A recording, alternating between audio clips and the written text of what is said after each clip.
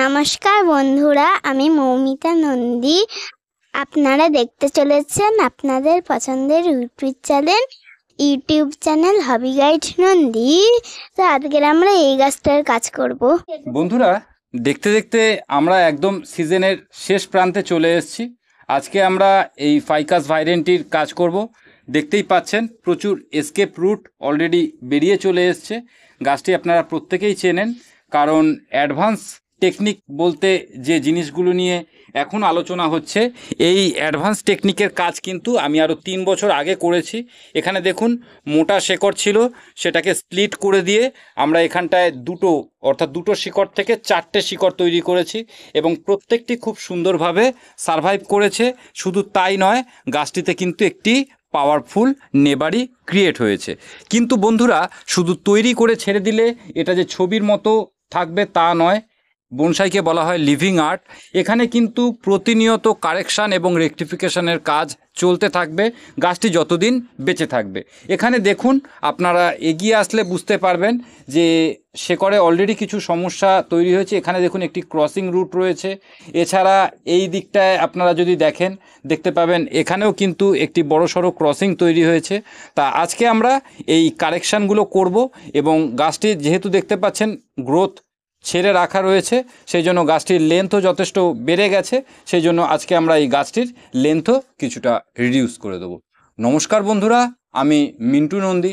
আপনারা আরও একবার দেখতে শুরু করেছেন আপনাদের পছন্দের ইউটিউব চ্যানেল হবি গাইড নন্দী। সাথে রয়েছি আমি মিন্টু নন্দী এবং আপনাদের পছন্দের ছোট্ট ইউটিউবার মৌমিতা নন্দী।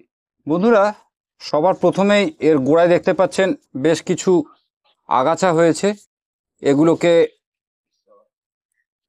এখন টানা হেঁচড়া না করে, যেহেতু বুঝতে পাচ্ছেন আমাদের এখানে বৃষ্টি হচ্ছে, গোড়ার মাটিও এখন ভিজে রয়েছে গাছের, তা এগুলোকে এভাবে কেটেই আমরা পরিষ্কার করে দিলাম। এরপরে হচ্ছে এর যে এসকেপ রুটগুলো রয়েছে, এসকেপ রুটগুলোকে আমরা কেটে নিলাম।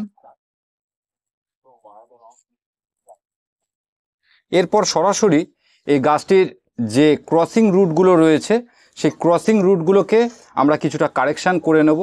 তবে ক্রসিং রুটগুলোকে কারেকশান করার আগে আমরা গাছটিকে টপ থেকে বের করে নেব। যেহেতু বুঝতে পাচ্ছেন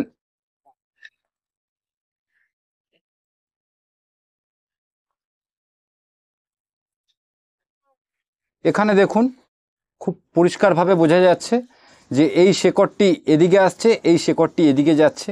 এই রকম পরিস্থিতি হলে তাহলে কিন্তু এই জায়গায় একটি ক্রসিং রুট ক্রিয়েট হলো। এবার এইখানে দেখতে গেলে এই যে শেকড়টি রয়েছে, দেখুন এই শেকড়টি এসে আবার এই শেকড়টির সঙ্গে ওভারল্যাপিং হয়ে যাচ্ছে।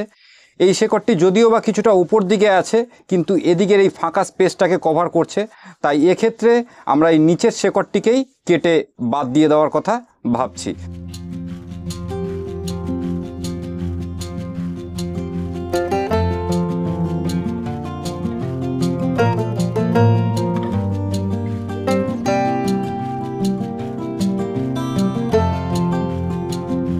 দেখুন, রিপোর্টিংয়ের সময় এর এই অতিরিক্ত অংশ আমরা বাদ দিয়ে দিতে পারবো।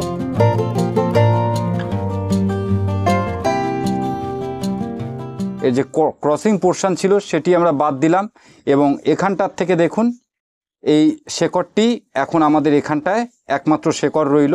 এছাড়াও নিচের থেকে এই গাছটির এই শেকড়টির একটি ব্রাঞ্চ এদিকে রয়েছে, যার ফলে এই স্পেসটি হলো স্পেস থাকবে না। এবার দেখুন এই শেকড়টির দিকে যদি আমরা আসি, এখানে এর কিছু ডিভাইডেশন হয়েছে, সেটি যথেষ্ট ঠিকঠাক রয়েছে, কিন্তু এই দিক থেকে দেখুন একটি পোর্শন এসে যথেষ্ট অতিরিক্ত বড় হয়ে গেছে। এগুলোকে আজকে আমরা পুরোপুরি বাদ দিয়ে দেবো। দেখুন, আমরা যখন এর সয়েল চেঞ্জ করব এই অংশগুলোকে আমরা ক্লিন করে দিতে পারবো। এরপরে নেক্সট কাজ যেটা রয়েছে, দেখুন এই যে এখানে যে মোটা শেকড়কে চেলা করে এখানে দুটো শেকড় বানিয়েছিলাম, সেই পাথরটি এখনও এখানে রয়েছে এবং চ্যানেলে ভিডিও রয়েছে, আপনারা চাইলে একবার দেখে নিতে পারেন। এখানেও দেখুন একটি মোটা শেকড় ছিল, এর মাঝখান থেকে চেলা করে নিয়ে পাথর দিয়ে এখানে দুটি শেকড় তৈরি করা হয়েছে। এরপরে দেখুন এই যে শেকড়টি, এই শেকড়টি এর নিচে দিয়ে একটি শেকড় রয়েছে, সেটির উপরে ওভারল্যাপিং হয়ে গেছে এবং এখানেও দেখুন একটি শেকড় রয়েছে। এই শেকড়টি যথেষ্ট উপর থেকে এভাবে আসছে, যার ফলে এই শেকড়টিকেও আজকে আমরা রাখবো না।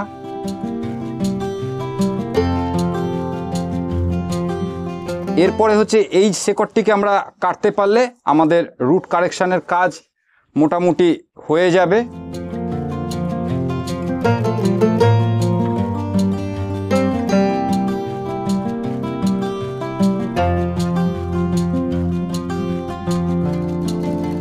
দেখুন এই যে ক্রসিং শেকড়টি ছিল এটিকে আমরা কেটে দিলাম। কেটে দেওয়ার পর কিন্তু এই জায়গাটি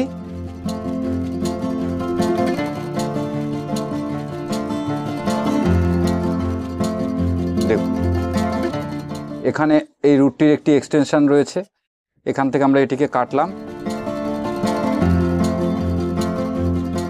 এই যে শেকড়টি রয়েছে যেটিকে আমরা এক্ষুনি বাদ দিলাম, এটিকে আরেকটু কাটতে হবে।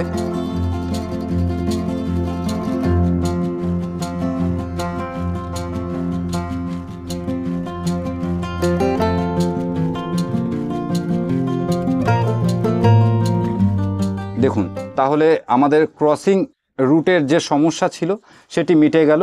এই শেকড়টিকে আমরা পুরোপুরি বাদও দিতে পারি অথবা এখান থেকে এটিকে ফিনিশিং করে দিতে পারি, যাতে এখান থেকে আমরা আবার এর কিছু ছোটোখাটো ডিভাইডেশন পেতে পারি। এর পরের পদ্ধতি তো আপনাদের সকলেরই একেবারে মুখস্থর মতো, যে এরপর আমরা এর গোড়ার মাটি ছাড়াবো। এই মাটি পরিষ্কার করে নিয়ে শেকড়ের যে এক্সটেনশন রয়েছে সেই এক্সট্রা ফিডার রুটগুলোকে আমরা কিছুটা ট্রিমিং করে নিয়ে তারপর গাছটিকে রিপোর্টিং করে দেব। তা চলুন সেই কাজগুলি তো আমরা করবই, তার আগে এই গাছটির ব্রাঞ্চের কিছু এক্সটেনশন রয়েছে, এই এক্সটেনশনগুলোকে আমরা কেটে বাদ দিয়ে দিই। এখানটায় দেখতে পাচ্ছেন এই ব্রাঞ্চটি এই জায়গার থেকে যথেষ্টই বড় হয়ে গেছে। এখানে একটি সুন্দর ব্রাঞ্চ রয়েছে, এটিকে আমরা এনকারেজ করব এবং এখান থেকে দেখুন এটিকে কেটে দিলাম। তাহলে দেখুন এই যে ব্রাঞ্চটি রয়েছে এই ব্রাঞ্চটির কাজ আমাদের মোটামুটি হয়ে গেল। দেখুন এর এখান থেকে কাটলাম, এর এখান থেকে আমরা কেটে দিলাম এবং যথারীতি এখানেও সুন্দর ছোট দুটো ডিভাইডেশন রয়েছে। এরপরে দেখুন এখান থেকে এসে এই ব্রাঞ্চটি ওপরের দিকে গেছে, যার ফলে আজকে যেহেতু আমরা গাছটির হাইট কিছুটা রিডিউস করছি সেই জন্য এই ব্রাঞ্চটিকে আমরা আজকে এখান থেকে সরাসরি কেটে দেব। এখান থেকে এটিকে কেটে দেওয়ার পর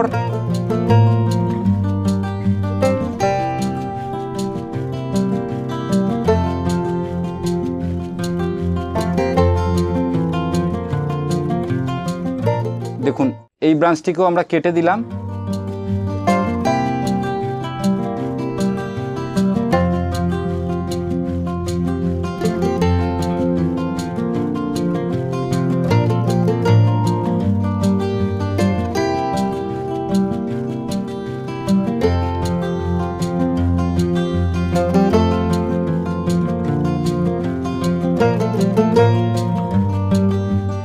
ওপরের দিকের ব্রাঞ্চগুলোর কিন্তু টিপ রিমুভ করতে আপনারা কখনো ভুলবেন না, কারণ গাছটি অ্যাক্টিভ হতে শুরু করলে যদি টিপ থেকে যায় ওপরের দিকের ব্রাঞ্চগুলোই বৃদ্ধি পেতে শুরু করবে এবং নিচের দিকের ব্রাঞ্চগুলো ডাইব্যাক হয়ে যাবে।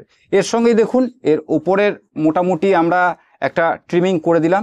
এরপর এর গোড়ার মাটি আমরা পরিষ্কার করে নিয়ে গাছটিকে রিপোর্টিং করে দেবো। আজকের এই ভিডিওতে মূল উদ্দেশ্য ছিল আপনাদেরকে এই গাছটির রুট ট্রেনিংয়ের ব্যাপারটি একটু বিস্তারিত এবং ক্লোজ আপে দেখাবার। তা চলুন এর রুট বলটি পরিষ্কার করে নিই, পরিষ্কার করে নিয়ে গাছটিকে আমরা রিপোর্টিং করে নিই। দেখুন বন্ধুরা, রুট কারেকশানের কাজ হয়ে গেছে, একই সাথে এর যে এসকেপ রুট ছিল এবং এর শেকড়ের যে বাড়তি অংশ ছিল সেগুলোকে কাটাই ছাটাই করে দিয়ে গাছটির আজকে আমরা মাটি পরিবর্তনও করে দিয়েছি এবং যেহেতু বর্ষার সময় এতে কিছুটা মস অ্যাড করে দিলাম, কারণ বর্ষার সময় মসটা শুধু যে দেখতে সুন্দর লাগবে তা নয়, এটা এই ওপরের সারফেসের মাটি ধুয়ে যাওয়াটাকেও অনেকটা প্রোটেক্ট করে। দেখি মৌমিতা আপনাদের কি বলতে চায়। বন্ধুরা গাছটা কেমন লাগছে অবশ্যই জানাবেন। দেখা হচ্ছে পরের ভিডিওতে। টাটা। সকলে ভালো থাকবেন, সুস্থ থাকবেন, সাবধানে থাকবেন এবং আনন্দের সঙ্গে বাগান করবেন। দেখা হবে পরের ভিডিওতে।